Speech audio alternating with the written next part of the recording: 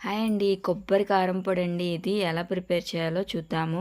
నేనైతే పచ్చి కొబ్బరిని ఫ్రిడ్జ్‌లో ఒక 1 వీక్ ఉంచేస్తే ఈ విధంగా వచ్చేస్తుంది షెల్ నుంచి. ఈ విధంగా డ్రై అయిపోతుంది కదా! దీంతో చేస్తే చాలా ఈజీగా టేస్ట్‌గా ఉంటుందనమాట. వీటిని ఇలా చిన్న ముక్కలు కట్ చేసుకొని వీటికి సరిపడా ఎండుమిర్చి, కొన్ని ధనియాలు తీసుకోవాలి. అలానే తాలింపుకి పచ్చెనపప్పు, మినపగుళ్ళు, ఆవాలు, జీలకర్ర తీసుకొని ఇప్పుడు పొయ్యి మీద ప్యాన్‌లో ఆయిల్ వేసి హీట్ చేసిన తర్వాత ఆవాలు, జీలకర్ర వేయించుకొని ఈ పప్పులు కూడా వేయించుకోవాలండి. కొంచెం ఎక్కువే వేసుకుంటే టేస్ట్ బాగుంటుందన్నమాట. ఇవి ఒకదాని తర్వాత ఒకటి వేగిన తర్వాత వేయించుకోవాలన్నమాట. ఇప్పుడు పచ్చెనపప్పు కూడా వేసుకొని అలానే సాయ మినపగుళ్ళు కూడా వేసుకోవాలి.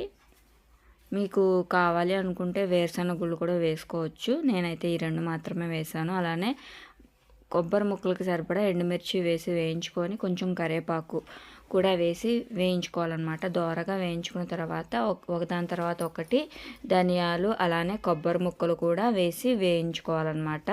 ఒక 2-3 మినిట్స్ వేయించుకుంటే చల్లారిన తర్వాత మిక్సీ పట్టుకోవడమేనండి. ఇవి ఆల్రెడీ కొంచెం ఎండు కొబ్బరిలా అయినవి. మనం పచ్చి కొబ్బరితో అంటే మరీ పచ్చిగా లేదు, మరీ ఎండిపోయినట్టు లేదనమాట. ఇది కొబ్బరి పొడి. ఈ కొబ్బరి పొడి చేసుకున్న తర్వాత ఫ్రైస్, దొండకాయ ఫ్రై కానీ బెండకాయ ఫ్రై కానీ వేసుకున్న ఫ్రైస్లో వేసుకున్న చాలా బాగుంటుందన్నమాట.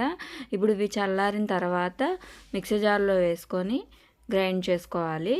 వీటికి సరిపడా సాల్ట్ కూడా వేసుకోవాలన్నమాట. ఇక్కడ నేను వీటికి సరిపడా ఉప్పు అలానే వెల్లుల్లి రెమ్మలు కూడా వేస్తున్నాను. ఆల్రెడీ జీలకర్ర వేసాం కాబట్టి ఇలా వేసుకొని మెత్తగా గ్రైండ్ చేసుకోవాలి. కొంచెం బరగ్గా ఉంది అయినా మళ్ళీ ఇంకా గ్రైండ్ చేశానండి తర్వాత కూడాను. మెత్తగా గ్రైండ్ చేసుకున్న తర్వాత ఒక సీసాలో స్టోర్ చేసుకోవాలి. ఉట్టిని అన్నంలో కూడా వేసుకొని తినచ్చండి. చాలా టేస్ట్గా ఉంటుంది కొబ్బరి కారం పొడి. మీరు ఒకసారి ట్రై చేయండి. ఇదైతే పుట్నాల పొడి అనమాట. మనకి వేయించిన శనగపప్పు ఉంటుంది కదా, దాన్ని కొంచెం వేడి చేసి అది ఆల్రెడీ గుల్లగానే ఉంటుంది కానీ కొంచెం వేడి చేస్తే కొంచెం మెత్తగా అవుతుంది అనమాట. ఇందులో జీలకర్ర కూడా వేసి వేయించుకొని మిక్సర్ జార్లో వేసి ఉప్పు, వెల్లుల్లి అలానే ఇక్కడ నేను ఎండుమిరపకాయలు వేయించలేదు కాబట్టి డైరెక్ట్ కారం వేసేస్తున్నాను. కారం వేసి ఇలా మెత్తగా గ్రైండ్ చేసుకోవాలి. ఇది కూడా ఫ్రైస్లోకి వేసుకోవచ్చు. నేను ఇక్కడ బెండకాయ ఇలా చీల్చి ఇందులో స్టఫ్ మాదిరి పెడుతున్నాను అనమాట ఈ పొడిని. ఇలాంటి పొడులు చేసి పెట్టుకోవడం వల్ల వంట ఈజీగా అయిపోతుంది, అలానే టేస్ట్గా కూడా ఉంటుంది. ఇప్పుడు దీన్ని ఈ వేరుశనగ పప్పు పొడిని ఇందుట్లో వేసేసి ఇలాగా మధ్యలో పెట్టేసేసి ఇలా మొత్తం కాయ మొత్తానికి ఈ విధంగా పెట్టేసేసి నూనెలో వేయించుకోవటమే. చాలా టేస్ట్గా ఉంటుంది. పిల్లలు ఇష్టంగా తింటారండి. ఎప్పుడు ఒకేలా కాకుండా బెండకాయ ఫ్రై కట్ చేసి ఇలా కూడా ట్రై చేయండి. చాలా టేస్ట్గా ఉంటుంది. బెండకాయ స్టఫ్డ్ అనమాట. ఇప్పుడు ఈ విధంగా ఆయిల్లో మొత్తము వేయించుకోవాలి. మనము పుట్నాల పొడిలో సరిపడా ఉప్పు కారం వేసాము.